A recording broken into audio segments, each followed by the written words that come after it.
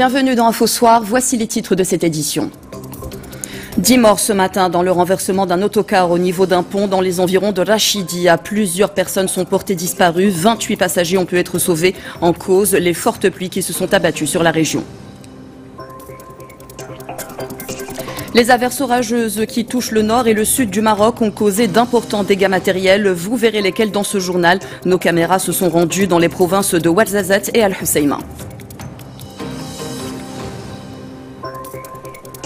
Les librairies ont été prises d'assaut ce dimanche par les parents d'élèves du primaire. Plusieurs manuels sont toujours indisponibles à la vente alors que la rentrée scolaire a débuté jeudi dernier.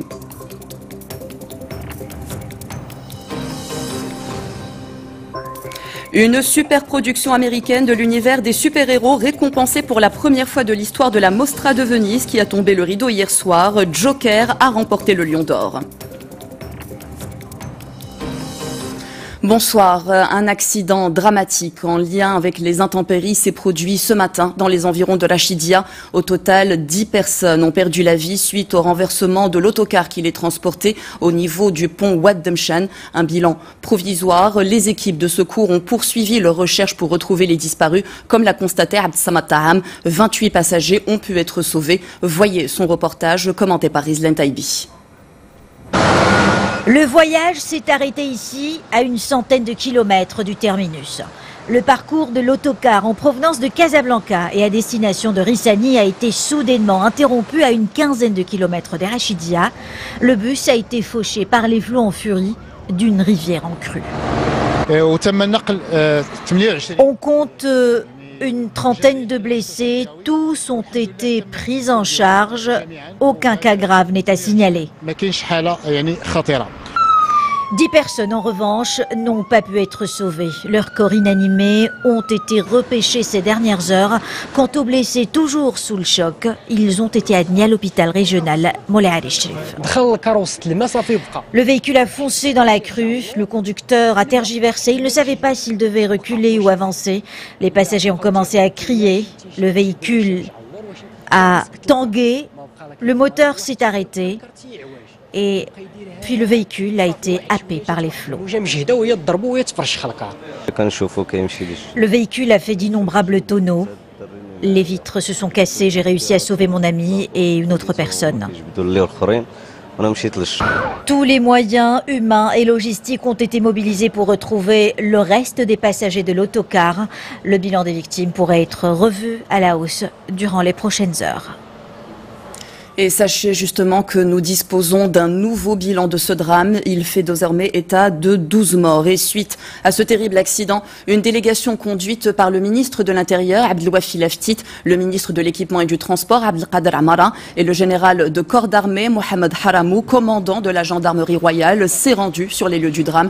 La délégation s'est par la suite rendue à l'hôpital régional Moulay Ali Cherif pour s'enquérir de l'état des rescapés avant de tenir une réunion avec les autorités locales. Les pluies torrentielles qui s'abattent sur plusieurs régions du Maroc ont causé des dégâts matériels. Dans les environs de Sidi Bou Othman, dans la province de Hamna, un oued est sorti de son lit. Les habitations ont été inondées. Un véhicule transportant 8 passagers s'est renversé d'un pont. Ils ont été sauvés de justesse. Isa Sharqi et Adnan Seylani se sont rendus sur place. Voici le reportage. Les averses orageuses qui frappent plusieurs régions du Maroc depuis quelques jours continuent de provoquer des crues dangereuses. Des inondations spectaculaires ont englouti un pont traversant le fleuve Selm dans la localité de Hamna. La violente crue a emporté une camionnette transportant 8 personnes, sauvées in extremis par les équipes de secouristes et certains volontaires.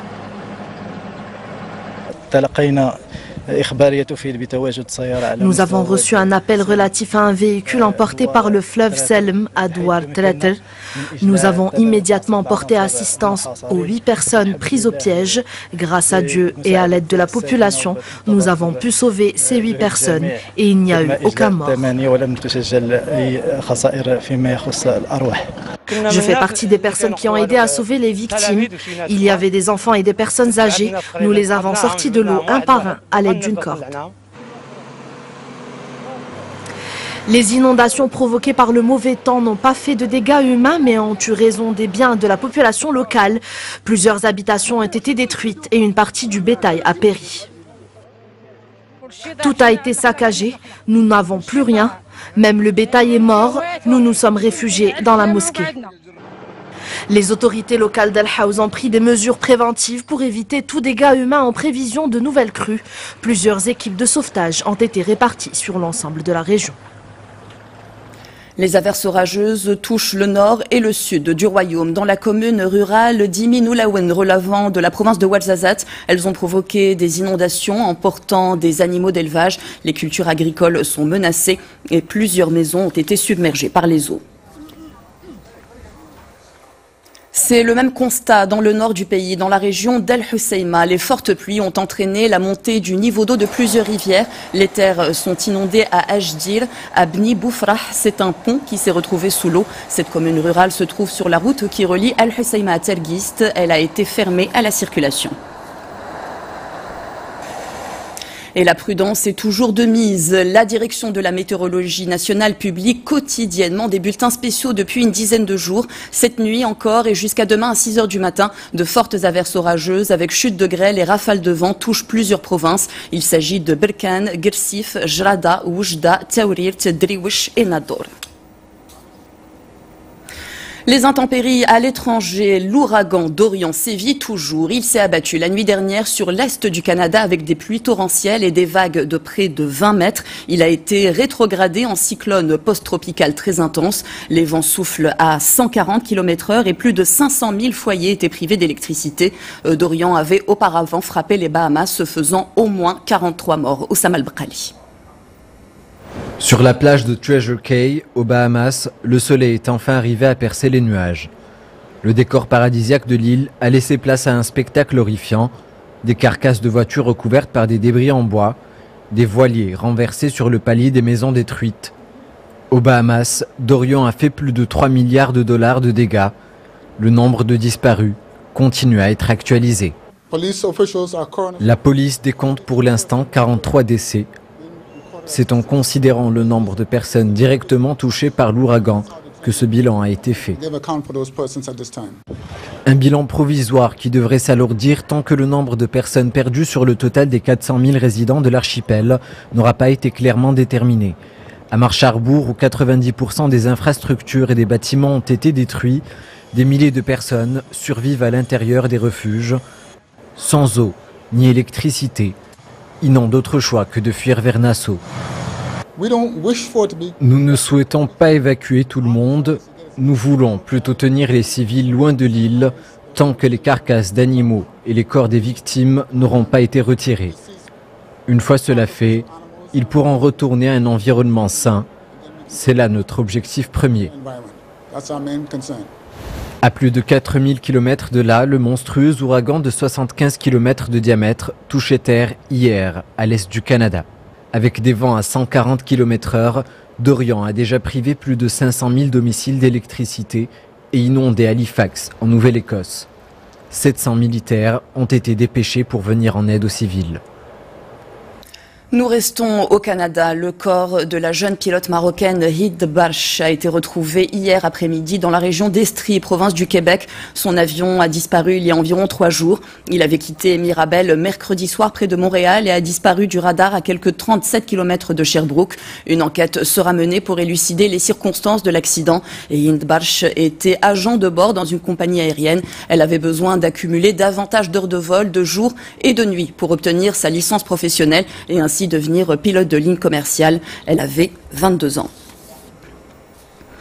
Aux États-Unis, le président Donald Trump met fin aux négociations avec les talibans afghans en cours depuis 1 an. Il a aussi dévoilé avoir organisé en secret une rencontre avec son homologue afghan, Ashraf Ghani, et les chefs des talibans aujourd'hui à Camp David, qu'il a aussi annulé. Le chef de la diplomatie, Mike Pompeo, n'exclut pas une reprise des négociations à condition que les insurgés changent d'attitude. Raison invoquée par le président Trump pour ce coup de théâtre, l'attentat de jeudi dernier à Kaboul, revendiqué par les rebelles et qui a tué un soldat américain. Retour au Maroc, faut-il donner plus de sang? Régulièrement, les informations circulent sur les stocks de sang insuffisants au sein des centres régionaux de transfusion sanguine. Celui de Casablanca, par exemple, le plus grand du Maroc, dispose d'un stock de 4 jours seulement. Il reçoit en moyenne 240 demandes par jour et fournit du sang à plus de 200 établissements de soins, dont le CHU Ibn Rushd. Pour pallier à ce manque, le centre a mis en place des unités mobiles, comme à la place des Nations Unies, où s'est rendu Mohamed Magri. Un reportage commenté par Mamadou Dié. Implantée au cœur de la place des Nations Unies à Casablanca, l'unité de don de sang ne passe pas inaperçue. À l'intérieur, des visiteurs fiers d'accomplir un acte citoyen, celui de contribuer à sauver des vies. Je suis ici pour donner mon sang, je le fais assez souvent parce que je sais qu'il y a des gens qui en ont besoin. Moi j'étais là juste pour faire un tour et voilà, donc je suis là pour donner mon sang et ça me fait énormément plaisir. L'acte répond également à un besoin urgent du centre régional de transfusion sanguine de Casablanca qui fait face à une forte demande. Pas moins de 240 par jour de 216 établissements de santé, d'où la pertinence de cette unité de proximité. Nous appelons les gens à venir effectuer un don de sang parce que le centre fait face à une pénurie de cette substance précieuse. C'est pour cela que j'en appelle à tout le monde. Le stock actuel du centre régional ne couvre pas au-delà de 4 jours et compte sur la bonne volonté de ceux qui sont âgés entre 18 et 60 ans et en bonne santé pour mieux faire face à la situation. Cela fait 7 mois que le Maroc a adopté la loi relative à la lutte contre les violences faites aux femmes. La dernière enquête menée cette année par le Haut Commissariat au Plan révèle que le taux de prévalence de violences à l'égard des femmes est de 54,4% au niveau national. Dans une émission télévisée, le chanteur populaire Adil Miloudi a fait l'apologie de la violence contre la gente féminine.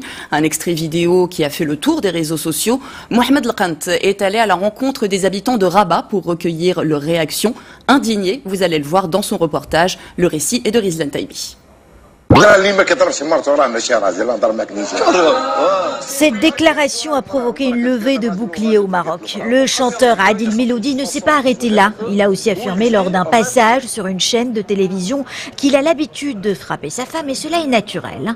Des propos qui ont indigné les associations féministes marocaines.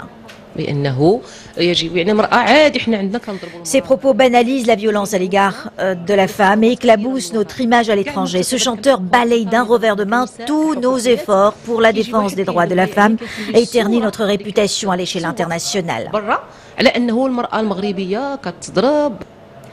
Les Marocains, outrés par les propos du chanteur qui ont été relayés par de nombreux médias à l'étranger, réclament qu'il soit jugé pour apologie à la violence et à la misogynie. Ces propos qui incitent à la violence dans le foyer conjugal sont absurdes et vont à l'encontre de l'islam. Cette déclaration est dangereuse, elle peut encourager les jeunes qui considèrent ce chanteur comme une idole à passer à l'acte. Des appels ont aussi été lancés sur les réseaux sociaux pour interdire aux chanteurs de passer à la radio, à la télévision et d'annuler ses spectacles et ses concerts. Les écoles ont ouvert leurs portes jeudi 5 septembre pour accueillir quelques 8 millions d'élèves, mais certains manuels de l'enseignement primaire ne sont pas encore disponibles dans les librairies. Ils concernent les langues arabes et françaises et certaines matières scientifiques. Ce dimanche, Abdrahim Bouhaddioui s'est rendu dans une librairie de Casablanca prise d'assaut par les parents d'élèves dans l'espoir de mettre la main sur les livres manquants. Un reportage commenté par Mehdi Foudi. C'est déjà la rentrée, pourtant les commerces de fournitures scolaires sont toujours pris d'assaut.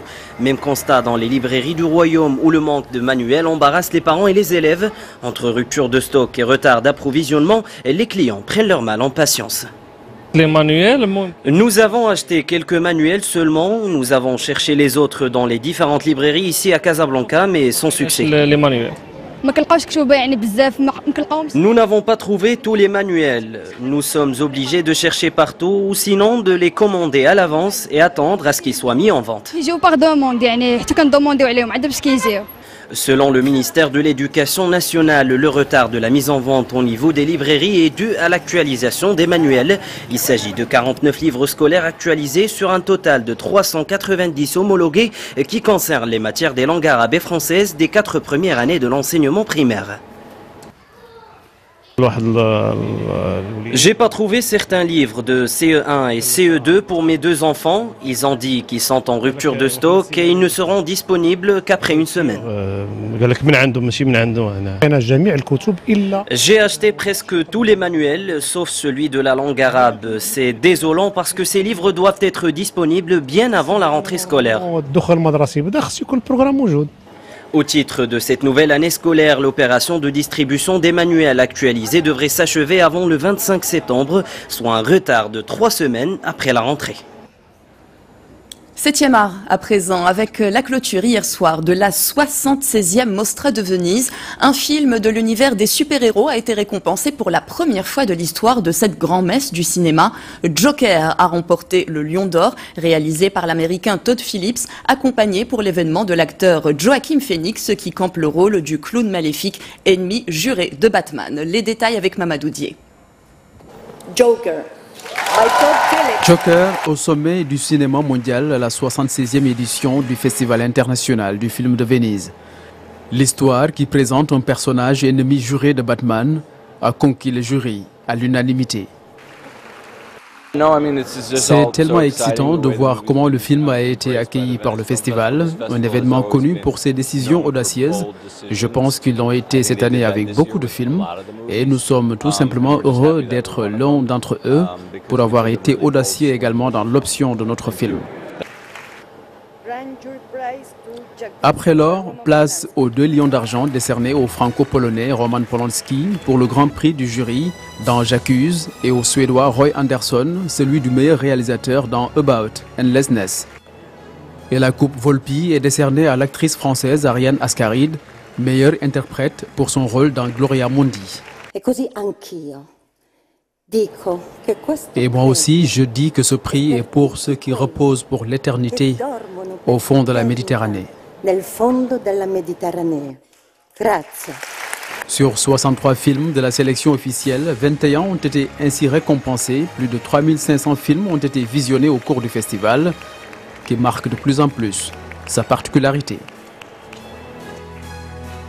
Votre édition touche à sa fin. Avant de la refermer, je vous rappelle l'une des principales informations que nous avons développées ce soir. Cet accident dramatique en lien avec les intempéries qui s'est produit ce matin dans les environs de Rachidia. Ce sont 12 personnes qui ont perdu la vie suite au renversement de l'autocar qui les transportait au niveau du pont Wad Damchan. Un bilan provisoire. Les équipes de secours ont poursuivi leur recherche pour retrouver les disparus. 28 passagers ont pu être sauvés. Suite à ce terrible accident, une délégation conduite par le ministre de l'Intérieur, Abdelwafi Laftit, le ministre de l'Équipement et du Transport, Abdelkader Amara, et le général de corps d'armée, Mohamed Haramou, commandant de la gendarmerie royale, s'est rendu sur les lieux du drame. La délégation s'est par la suite rendue à l'hôpital régional Moulay Ali Shrif pour s'enquérir de l'état des rescapés avant de tenir une réunion avec les autorités locales. Fin de ce journal, l'information se poursuit sur 2m.ma. Elle reprend à 21h15 avec l'édition en langue arabe El Massaïa présentée par Hicham Ralfaoui. Ce fut un plaisir de vous accompagner. Demain, vous retrouverez Ihsan Benbel à cette même place. Je vous souhaite une très bonne soirée.